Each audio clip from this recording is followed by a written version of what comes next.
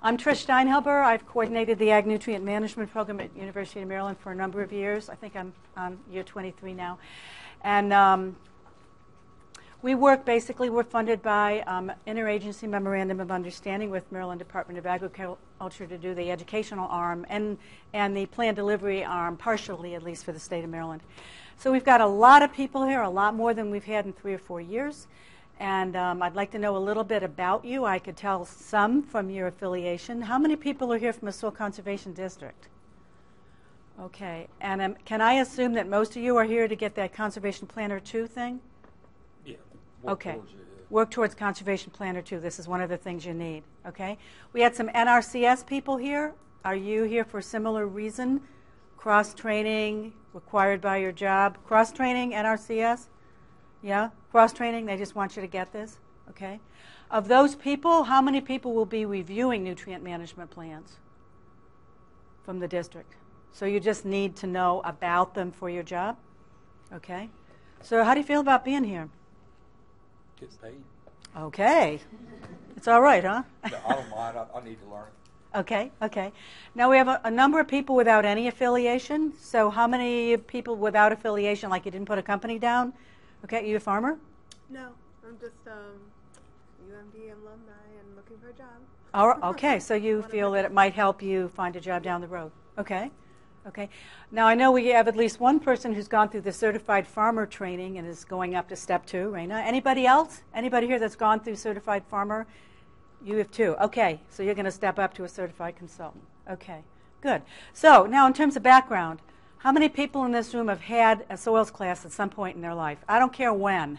Right? A great many people. Crops. Okay, good. So we've got really strong background among many of the people that are here then. All right. So a lot of what you hear today, especially if you have an ag degree, may be somewhat of a review. But one of the reasons for going through it is there are specific things that folks think you ought to know in order to be a nutrient management planner or have had the exposure or be certified. Some of it may say, oh, I know that, I know that, I know that. Well, that's good. That'll make studying for the exam easy on that chapter. Okay. On the other hand, nutrient management is kind of broad, and even if you have an ag degree, there's probably segments that we'll talk about today and tomorrow that you have not really thought about much before. So hopefully this will kind of pull things together and get your thoughts together and get your materials together so that you can successfully prepare and successfully pass the nutrient management exam. We're going to talk about water pollution concepts in general. There's a lot of terminology that is out there. A lot of it comes out of the Clean Water Act. We're going to talk about the hydrologic cycle in quite a bit of detail because you really need to have a very thorough understanding of that. A little bit about farm balances and how we got to the situation we're in modern agriculture in the developed countries. And then we'll talk a little bit about BMPs. Now, how many people heard something about Ohio and water in the news last summer? Okay, well, unless you're under a rock or don't get the newspaper or watch TV, you probably heard a little bit about the problems that Toledo had with their water quality. This is an algal bloom in the western end of Lake Erie, and they had an outbreak of microcystis, a toxic algae, and it was high enough levels of the toxin in the water that people could not drink the water. They were also warned to not have tactile exposure like showering. So it's quite a crisis when this happens. And of course, we had a crisis like that. Some of you here are old enough and aware of the fact that back in the late 90s, 1997 to be exact, we had a different organism, but we had an outbreak supposedly of this organism. There's controversy about which organism it is now. But it was called Pfiesteria, and it was on our lower eastern shore, and it had some human health impacts also, and tactile exposure and respiratory exposure was believed to cause human health issues over and above what an algal bloom will do to the creatures living in the water. So the problems with water pollution are pretty broad. I could show you a map of the world and show you all the problems we have all over the world, but there's no sense of doing that. Hopefully you can see the color of this water. What do you notice around here? What does that water look like in terms of color? Okay, notice its color? What color does it look like? Green. Okay. Should water be green? No. No. Water also shouldn't be brown. And in fact, we have both issues in this state and in this region. Okay? The green's due to excessive algal growth, the brown is due to sediment, and neither of those should be in water. So, yeah, we have some problems. So, the fact is that modern life leads to a lot of water issues. Different ways of using the land leads to different kinds of issues. In intensive crop and animal production, we have nutrients, we have sediments, we can have pathogens, we can also have pharmaceuticals because we treat our animals with pharmaceuticals for disease control and growth promotion. Cities and towns tend to have sediments too, nutrients, pharmaceuticals, and something called personal care products. This is the stuff we use to smell good or sunscreen or whatever they wash into the water. Okay, so that's something we typically don't see from ag. Transportation, hydrocarbons, fuel additives, NOxes, metals, okay? And manufacturing, just about anything, depending upon the nature of the industry. So I think what we need to understand is every sector of modern life contributes to water pollution.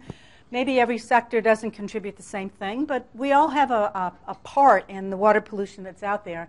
And I guess my message to you is we all have part of the responsibility of taking care of it also. Okay, so in the Clean Water Act back in the early 70s, they actually talked about pollution in kind of a dichotomous way. They distinguished between point source pollution and non-point source pollution. And in Europe, this is often called diffuse source pollution. And point source pollution was what they decided to control first because it's easier. You can tell where it's coming from. It's coming from a wastewater treatment plant or an industry. You know the source. The control is straightforward. You say, you, stop it, okay? And it's been called end of the pipe. So industries, wastewater treatment plants are point source polluters.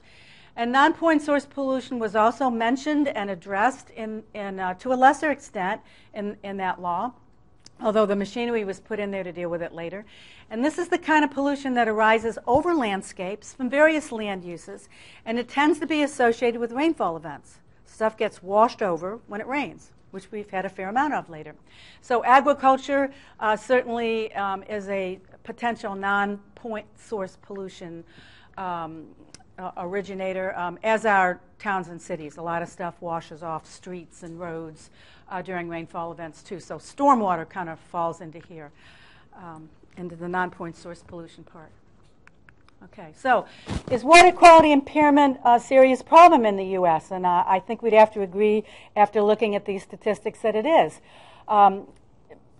States actually have to go through a process of designating what the dominant use is for various water bodies and then deciding whether or not that water body meets the standards or not. And in fact, having identified it and investigated it, reports back to EPA indicated that 39% of the rivers and streams, miles of rivers and streams are impaired for the use that the state has decided they are for. 45% of the lakes and reservoirs and 51% of the estuaries. All right? So, we have an issue. And realize that some of those water bodies have been designated for a use such that the impairment of them is already accepted. They can't be used for drinking water. They're not safe for recreation. They're over the hill, so to speak. Yeah. Okay, so we live in the Chesapeake Bay Basin. That's the big mega watershed. And it's very, very extensive. You've probably seen this before. It's very large. It's not particularly deep, okay? And that's a bit of a problem. Very, very big basin area. The ratio of watershed area to bay area is 28:1. There's a couple ways of looking at land versus water. But if you look at area to area, it's 28:1. 19 major rivers. It's in 6 states and D.C. Huge population, at least when I got this data, and this is a couple years old, 15 million. Incredible value of the fisheries, $1 billion. And the major pollutants are nitrogen and phosphorus, and they come from both point and non-point sources. Right. Now, this is another way of looking at a watershed to water. In this case, it was watershed area, but it's to water volume, okay? And you can see that Chesapeake Bay has a lot more land feeding into it per volume of water than many of the other areas that have some impairment. Finland, Great Lakes, Victoria, Baltic, these guys all have trouble, but they have much less land impacting that water body, okay? Fewer people, less less land for stuff to flow over. And this is one of the reasons why I guess we have the problems we did and perhaps had it as early as we did. I think Lake Erie was probably the only major water body I know of that recognized some trouble about the same time that Chesapeake Bay did. Right? And part of this goes back to the fact that, again, our bay is pretty shallow compared to many of the other water bodies out there. Puget Sound, most of the Great Lakes. Erie's not very deep, but many of the other Great Lakes are quite deep. So there's a lot of water volume to dilute whatever gets in it. But in this case, with the Chesapeake Bay, you don't have the volume of water because it's not so deep. Okay, so one of the things that folks have done since probably the mid-'80s is build models and kind of estimate based on all kinds of data and some assumptions as to, well, where's the stuff coming from? And this is done a lot for the Chesapeake Bay area. Chesapeake Bay program does this, Chesapeake Bay. All right, so nitrogen, phosphorus, and sediments are all problems. We know that. And we can see that for nitrogen, agriculture is estimated to be a pretty big chunk. Now, these numbers have varied some in the years that I've been here, but they tended to hover about 40%, whether you look at the data from 1990, 2000, or today. So, yeah, roughly 40% or so of the nitrogen, and here in this case 46% of the phosphorus are estimated to come from agricultural operations. A lot of the sediment, woo. And then the others, of course, are urban, suburban, wastewater treatment plants themselves, and atmospheric deposition. Okay, and in the case of phosphorus, urban, suburban, and wastewater. So it's hard to stand up in front of any group and say, you know, ag just doesn't have any part of this problem, because it's pretty clear from everybody's estimates that ag is a contributor, and thus we need to take some responsibility for mitigating those problems. Okay, so I'm always interested in the press agriculture is getting, and I was going through my clippings, which I have 20 years of, to look for some catchy things from newspapers, and lo and behold, this magazine lands on my desk a week ago. All right. It's the Chesapeake Bay Foundation book, and it's called Save the Bay. And in their June 2015 issue, here's what showed up.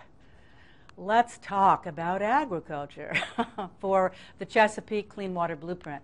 And they've got ag over here. Now, it's also pretty well balanced. They've got wastewater treatment plants here, and they've got stormwater, and they've got, you know, other things here. But the fact is that agriculture is still out there as being talked about as a very major source of the pollution that's out there. If you get a chance, read this. I'm sure it's available online. Actually, it was pretty gentle on Maryland and much harder on Pennsylvania in terms of responsibility. But again, this whole thing about agriculture needs to do more comes out again and again and again, no matter what year you look at the clippings. Okay, and this is another thing I find rather charming. I have a number of clippings over the years that said, hey, the cheapest means of controlling erosion or minimizing the nitrogen and phosphorus into the bay is through agriculture. And same issue, June 15th, Save the Bay, and here it is. It's telling you how much it costs per pound of savings. And sure enough, some of the stuff that we do in agriculture is down here. I think this stopped working. Okay, so we can see that conservation tillage, only $3.20 a pound. Cover crops, $4.70 a pound. Whereas you go to some of these things over on the right side, stormwater management for new development, $92 a pound of savings. Stormwater retrofits, huge, $200. So this sentiment comes through time and time again, too. Yeah, there's lots of contributors out there, but you know what? The cheapest solution is through agriculture. All right? Of course, what they fail to understand is instead of dealing with a couple towns and cities who might be able to, maybe it needs batteries, it just isn't working, okay, who might be able to be talked into getting some grant funding to do this, you're dealing with 12 or 14,000, depending upon your estimates, entrepreneurs on the land. You've got issues of impact and changing behavior, and it may be cheapest, but it isn't necessarily easiest. Okay, so nitrogen and phosphorus from a water quality perspective. First of all, nitrogen tends to be lost as nitrate. It leaches through soil profiles, and it first contaminates groundwater. Now, surface waters can be contaminated when groundwater discharges into surface water, and when we look at the water cycle, I'll reinforce with you how that happens. But the first thing that's impaired with nitrogen is going to be the groundwater. Phosphorus is a problem when our soils become over-enriched, and both soluble and sediment-bound phosphorus can be lost during erosion. Soluble phosphorus can also be lost during runoff when there's no soil moving off that soil surface. And in fact, phosphorus is a surface water issue. It only becomes a human health issue secondarily if the phosphorus causes enrichment of algae in an impoundment or a water body that's being used for as a human water source, and the water source is being chlorinated. So in many cases, it's not a human health issue at all, but it is a surface water issue. And it certainly can be an ecological health issue. So here's a nice diagram. It's been around in a number of forms in many publications over the years. And with a healthy water body, your water's blue. First of all, it's not green. And you've got a very, very healthy benthic community. You've got seagrasses growing on the bottom, but photosynthesizing from light that gets through the water to them. You've got creatures that live in that environment. It's called the benthos, and basically it's the ecosystem at the bottom of a water body. And if you have an over-enrichment of nutrients, it can shift from being a healthy water body to a eutrophic water body, and that's when we start to see the green color because the algae, these little microscopic algae are growing. And they can either cloud the water column, or in some cases they actually adhere to the undersea grasses themselves. They keep the light from getting through to these photosynthetic grasses, and the grasses die. When the creatures that are living there die, they use up oxygen in decomposition. And so the creatures that are sessile, that can't move, they basically die from lack of oxygen. And the finfish that have some mobility, they often have mechanisms that allow them to sense that and move away. Okay? So we clearly would like to see more of our water bodies in a healthy state so that we can maintain the things about the water that are good, the fish we like to catch, the shellfish we like to catch. We don't want bacteria, or we can't use it for swimming. There's lots of reasons for keeping our water in a healthy as opposed to a eutrophic state. Okay. So here's a water cycle. There are many, many, many water cycles out there. This I thought was a kind of a nice one, so we're talking about it today. First of all, it is a cycle. There's no beginning, there's no end. It's only going around from one place to the other. And let's say if it was going to start at all, it would start with rainfall. So we've got precipitation impacts the soil surface. We've had a lot in the last couple weeks, so we've had some experience with it recently. Some of that water that falls from the clouds may infiltrate into the soil profile. It may actually move through the soil profile to the groundwater. Okay? It may recharge the groundwater. But we've had some really, really intense storms in the last couple weeks, at least where I live. And that water is coming down and meeting the soil surface at a much higher rate than the soil can take it in. And so in that case, we get surface runoff. Right? And that surface runoff is going to ultimately, in most cases, find its way to a stream, and that stream is going to feed into the water body that it discharges into. And of course, things can be carried into that water when that happens. Runoff carries soluble stuff. Runoff carries particulate stuff. Okay? So hopefully, if we're on wells, and I know I am, and many of you probably are, we certainly want enough of that water that hits the surface to get into the groundwater so that we don't have problems with our water source. We've got enough to drink and use for our homes and our farms and all. So how is water is lost? Through evapotranspiration, where evaporation is the stuff that evaporates off the soil surface. That happens more in the warmer season. Transpiration is that loss of water when plant stomates open up and let CO2 in and water out. Okay, those are major losses of water from our system during the warmer weather. Okay, and one thing I want to emphasize is that there's interconnectedness between groundwater and surface water. You can see here that this lake is below the water table, right? Okay, and that means that groundwater can flow into this lake. That's called groundwater discharge. Right? Now, the fact is that water can move from surface water into groundwater, and that happens particularly during droughty periods. Lots of times, more times than not, groundwater is discharging into our surface waters.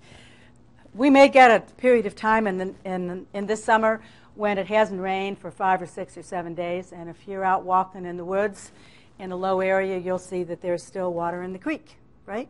Right? Unless we have a drought here. And that water in the creek, when it hasn't rained for that period of time, is basically groundwater discharging. Okay? It's groundwater coming out into our surface water. And that's very important because if we have anything living in that creek, if it has any aquatic life at all, it needs some water, and when that creek dries up, game's over. Okay? And that actually has happened a couple times in the years I've been in Maryland, where we've had such severe droughts that the water tables dropped, the streams have dried up, and the aquatic life has suffered terribly. And what folks often study now, hydrologists often study, is the distinction between base flow and storm flow in streams and in rivers. So base flow is the water that is due to groundwater discharge. It's not due to storm flow, all right? And it's a good way to monitor what's in your groundwater, what's in your shallow groundwater, is to look at what's discharging. And it's a whole lot easier than drilling monitoring wells. It's right there where you can sample it, all right?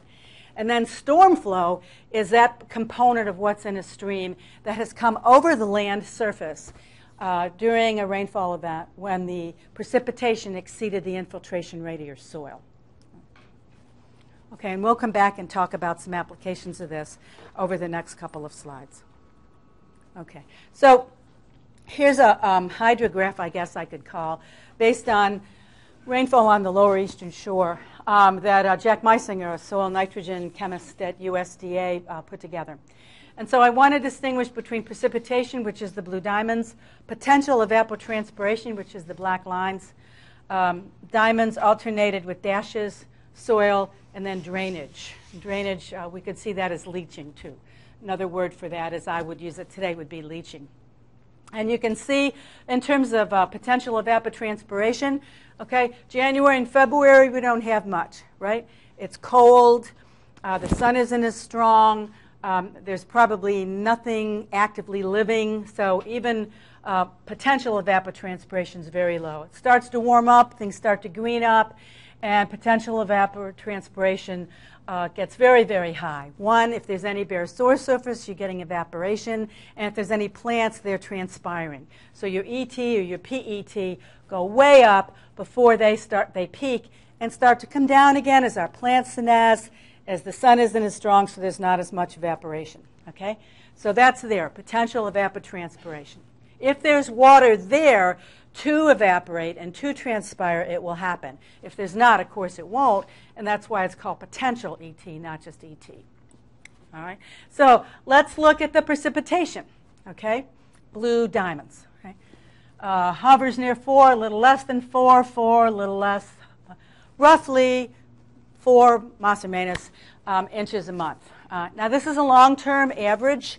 There are months when we get more if we have a horrendous hurricane in September, October that year. But folks who've looked at this over a 10-year period or a 15-year period find that on average we're approximately 4 inches of rainfall a month. So we do not have a wet season and a dry season. We get about this amount of rain all year long. Unlike some places where, like Southern California or the Mediterranean, where they don't get any rain for 6 months at all, and I mean nothing, zeroes out, right? We don't have that. We have approximately the same amount on average of precipitation month to month. Right? So let's see, soil, dash, diamond, dash. All right? You can see that in the wintertime, the soil profile is full of water. It's very high. And then again, as the crops start to grow, start to transpire, they're using the water. The water in the soil profile drops down, can be sometimes inadequate if we haven't had rainfall. Soil profile is really its lowest point probably in early fall. Then again, as those crops senesce, stop taking up water, any rainfall we have is going to start to recharge our soil profile as we move into the winter season. Okay? Now, drainage or leaching, when does that happen? Well, it happens when the soil profile is full and there's more water coming. Well, there's more water coming all the time, every month, but in the wintertime, the soil profile is full. So unless our soil is frozen, as it was a lot of the last 2 winters, we have a case where additional water is just going to drive with water that's there deeper down and replace it with what's there. So our leaching happens in the late winter, January through March. Then plants start to grow, things start to transpire, okay, stuff's evaporating, and our soil moisture can drop off to an extremely low or maybe no available level until, again, in the late fall, it starts to pick up again. Okay? So do we have a leaching season? Yes. Okay? And our leaching season is the same as our groundwater recharge season. They're the same thing. It's moving down. It's moving water into the groundwater, and it's also moving with it anything that's in that water. So it's a plus if you're on a well. It's a minus if there's a lot in that water. I think it's working again. Try. Okay, thank you. And one thing you need to understand is we don't have leaching in the winter because we get more rain in the winter, because we don't get more rain in the winter. But we get more leaching in the winter because our soil profile is filled, because our plants aren't transpiring, and there's not much evaporation going on. And many years, though not the last 2, our soil profile's not frozen, all right? And so water's still moving during the winter. Now, obviously when you have the kind of winter we've had the last 2 years, there are weeks on end where things are frozen. And if we get any more precipitation, it just runs off because it isn't going in.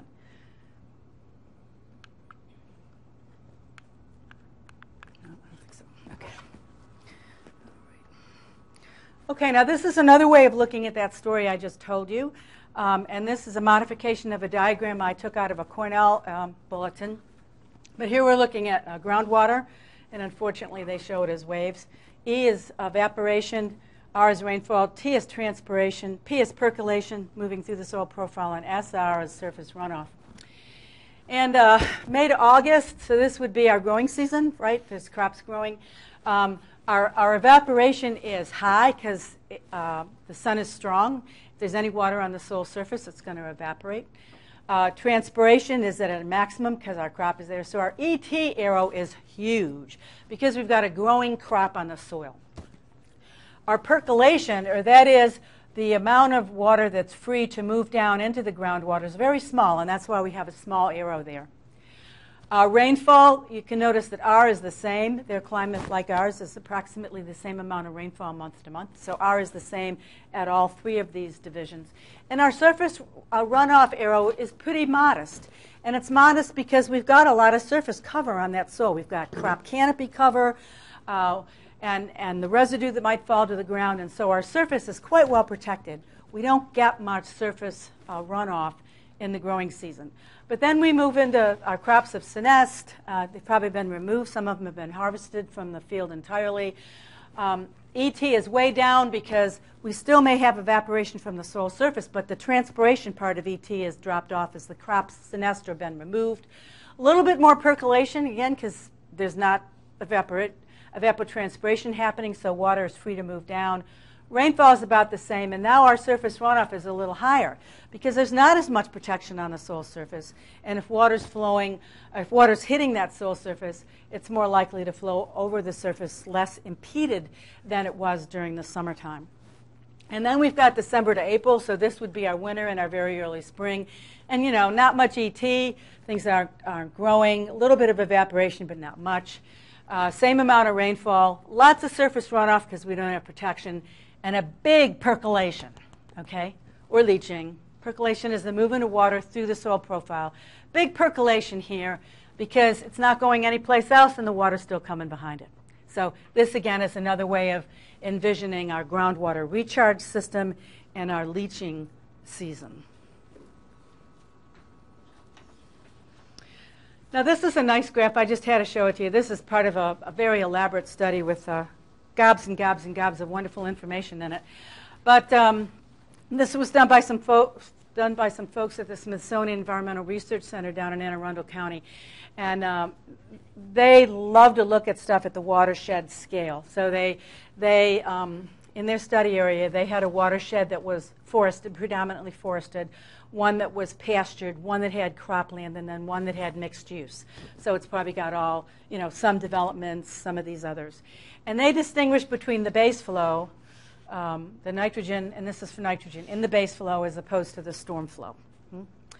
And I think we can see here that forests, in terms of nitrogen that gets through the soil profile into the water and into the stream flowing out of that watershed, is quite protective of it's quite a protective ecosystem.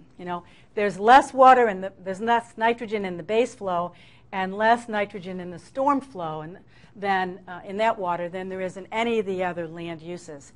Pasture, surprisingly enough, was pretty high in the storm flow, but that shouldn't surprise us because if it's a pasture system, you've got animal manure, you've got sediments and nutrients on the surface. And, this part of the state does have some relief, okay? So there is nitrogen moving in the storm flow in the pastured system. The cropland system, the cropland watershed, actually had the highest in the base flow. Well, that means there's more moving through the soil profile into the stream than any of the other land uses here.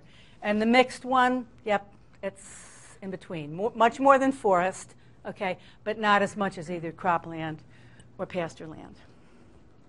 So mixed means the three together? It probably has some development in too, some residences. Yeah. And if anybody's interested in this, let me know because it's a delightful story. And this is just the total nitrogen. They broke it down into all kinds of components, and we could spend an hour talking about this study alone. It's that interesting. In that warped way things interest me. Okay, so we're going to go into some maps now, some stuff, some aquifers, some physiographic provinces. We give soils names, we give rivers names, we give aquifers names. Here's an aquifer map of Maryland, and it's really delightful. We can see that aquifers do in fact have names. Hydrologists know where they are, know how deep they are. There's all kinds of data available to them.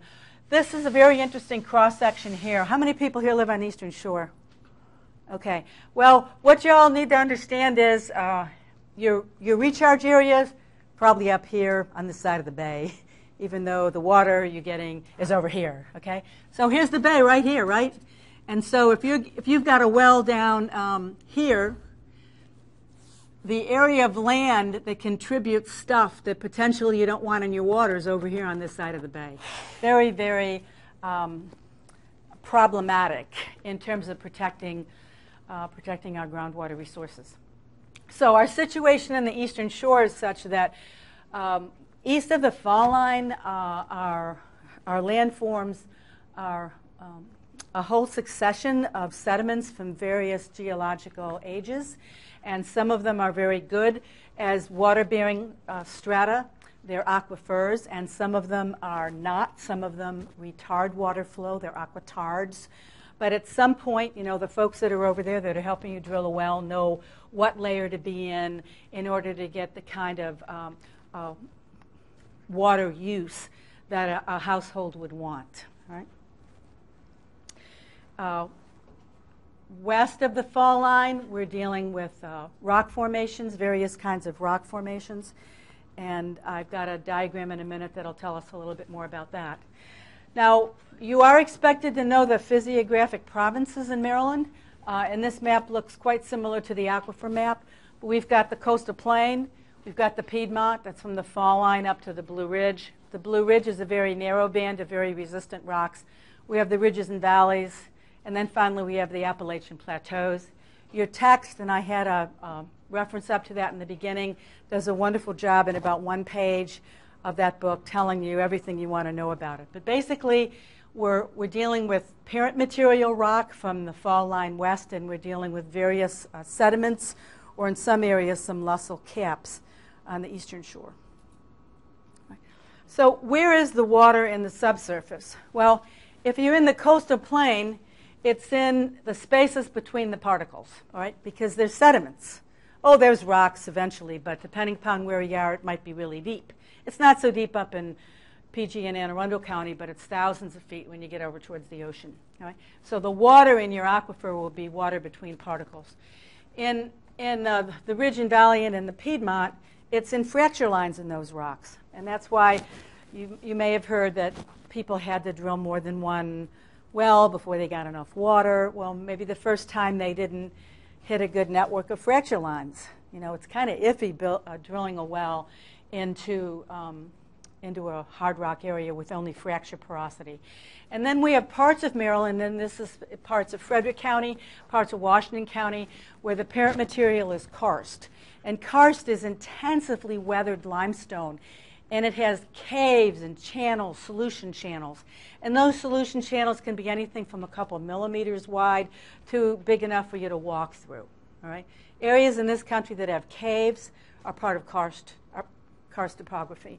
And these are very, very interesting areas, and they're also very, very vulnerable to water pollution issues. All right? Because unlike other places where stuff has to move through and it takes a long time to work between particles or work through fracture lines, if pollution hits one of these big, tubes, solution tubes as big as my arm, that pollution can flow extremely rapidly. So once stuff enters into the groundwater system in a karst area, stuff moves very, very fast. We've had some cases in Maryland where there have been manure storage leaks, and where the Department of the Environment went out and did tests to measure how fast it moved, and the numbers they got were just mind-boggling. Okay, so let's talk a little bit about nutrient cycling on farms, because one of the reasons we have some of the problems we have in modern agriculture, and I'm not saying just Maryland, I'm saying modern agriculture in developed countries, is because we don't necessarily cycle anymore. Okay? So you're growing crops, you're buying some fertilizer because your crops need more than what's there naturally. You're harvesting it, you're raising some animals, you're harvesting some animal products, and that animal manure comes back on the farm. All right? The reality is that, and this is pretty typical of a dairy farm, it's not uncommon, regardless of the size, it's not uncommon to have about 3/4 or 75% of the nutrients that were brought onto the farm as feed or fertilizer to stay on that farm. That is, they're not exported in what's being taken off the farm. And I think we understand. Think about your house. Okay? You bring in a certain amount of stuff every year, clothes, food, blah, blah, blah. If 75% of all that stays in the house, after a while, you can have a lot of stuff in the house. All right? And that's in many ways what we're facing in our modern farms. Right? Now, the reality in modern intensive agriculture is that the fertilizer is brought in from one part of the country, maybe somewhere, Florida, maybe Morocco. The crops might be grown in the Midwest, and then the feed is brought over to our region, fed to poultry, and the manure is put back on the farm. There's no cycle here at all. All right, the cycle here is broke. Okay, that's why we've got the red here. Not happening here. The manure nutrients aren't going back to where the crops were grown. All right, they're buying more fertilizer for that. All right, okay? And we're left here with the manure. And again, it's estimated that at least 75% of the nutrients in that system are in that area. And you can only have this go on for a certain amount of time before these soils have all the nutrients they need. And they don't need any more, but there's still manure there, and what are we going to do with it? All right. So we don't have the cycling we did initially. Think back to, what was a good show you watched on TV as kids? Something like House on the Prairie or something, whatever. I'm trying to think of what I watched. Lone Ranger didn't do any farming, though. But anyway, they raised animals, they raised crops. They raised as many animals as they could feed with what they grew, and they used that animal manure back on their land. There was a kind of an inherent, intuitive cycle there. You couldn't raise any more animals than you could feed. right? And that stuff always went back to the land. We're not there anymore. We move stuff around. We move it where we want it. We have industries where it's convenient from a marketing point of view, right? So again, you might see diagrams like this. So what's brought onto a farm? Well, in the case of nitrogen, not phosphorus, but nitrogen, we get some nitrogen in the rainfall. And we get some nitrogen from legume fixation. And yeah, we have fertilizer, and yeah, we have feed. And yeah, we take some stuff off. We might sell some crops, sell some milk, sell some beef. But again, there's a lot more brought on than goes off. And so we've got losses. Volatilization, leaching, denitrification, runoff, erosion, buildup, okay? We no longer have an adequate cycle of nutrients within farms or within regions. And in some cases, we're making that worse as time goes on.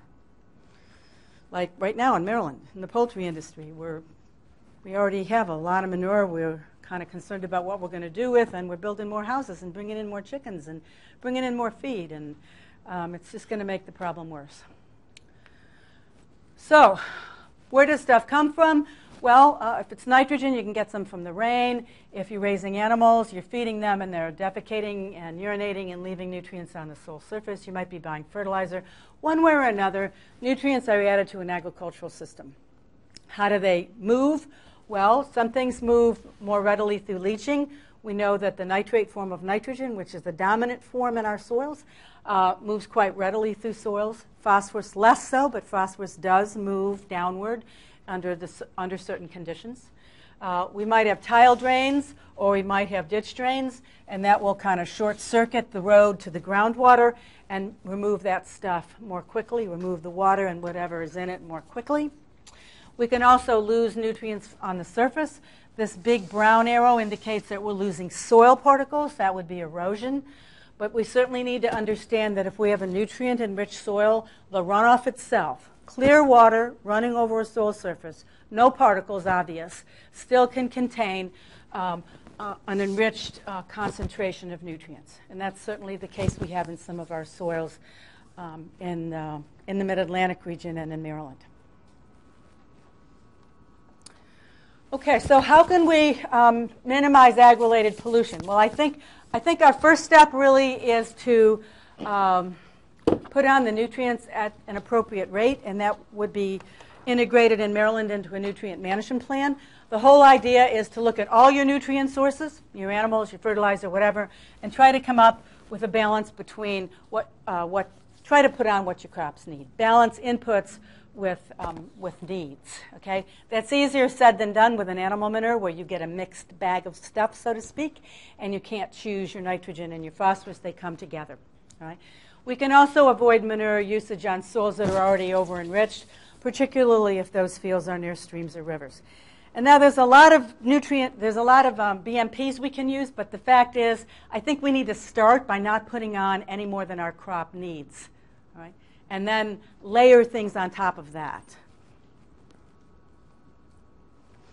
Okay, here's an interesting graph. I borrowed this from Gary Felton. This is maximum yield up to 100%. This is nitrogen in pounds per acre. You can see that at a low rate, about 40 pounds of nitrogen, you only got about 50% of your potential yield. But as you increased your nitrogen rate, your yield went up to near potential. Okay, near maximum yield potential. Right? And he has several interesting lines on here, which I hope come in. Yes, yes, yes. So what he's trying to show is a 40-pound of nitrogen addition makes a huge difference at the lower end of the response curve, but it has much less impact up here. You're not getting the same payoff for your 40 pounds of nitrogen. And there's a whole concept of maximum economic yield, which would probably say, don't add 350 pounds of nitrogen because you're not going to get enough yield to warrant applying that much. This is called the law of diminishing returns. You get less impact as you get closer to your yield maximum. And that's very important from the point of view of the nitrogen that may be in your soil profile that your crop wasn't able to use. This is some data from a rotation study that Frank Cole did. And actually, Jack Meisinger did the slide. I thank him for that. But this is actual data. This is Maryland Eastern Shore. And we're looking at grain yield in bushels per acre. And that's the the black diamonds, and then we're looking at soil nitrate, and that's the purple squares. Right? So you can see that, again, when no nitrogen was added, they only got about 60 bushels of corn, 75, okay, 150, I think I'd stop there. 200, 300, not worth it. Didn't get any more, certainly isn't worth the money. Okay, but look at what's happening. You've got a little bit of leftover nitrogen in the soil profile at the end of the growing season, even in a situation where you didn't apply anything. Not a whole lot more, really, at the 75 or the 150 rate. Okay, and this would be what we should probably be fertilizing for, 150. But look what happened when you added more nitrogen and the crop wasn't able to take more up and make more corn. It's left in the soil profile. Okay? This is nitrogen in the soil profile at the end of the season. And I believe, yeah, this was 0 to 3 feet. Okay, so these were deep samples. So what's going to happen to this nitrogen during the winter? What do you think? Yeah, unless we have another Minnesota winter, or I like to say a Buffalo winter, okay, and it's frozen all winter, that nitrogen's going to move, okay? It's going to leach. And again, you know, you can talk cover crops, you can talk riparian buffers. I love them. They're wonderful. But you got to start by not putting on too much, because when you put on too much, you're overwhelming other BMPs' ability to do their job effectively. So this is a wonderful, real-world Maryland example of when you over-apply nitrogen, you leave lots of excess nitrogen in your soil system that's going to be vulnerable to loss during the late fall and winter and early spring before another crop is planted and able to take it up. Okay, so again, this Chesapeake Bay thing, Save the Bay, they had a nice little graphic of the different BMPs that could be used, both for cropland, buffers, conservation till, cover crops, proper use of fertilizer, yes, nutrient management planning, for animals, rotational grazing, forest buffers, manure management, extreme exclusion. You have an even better bag of tricks here in this bulletin from Maryland Department of Ag. It has a whole bunch of beautifully illustrated BMPs, all right?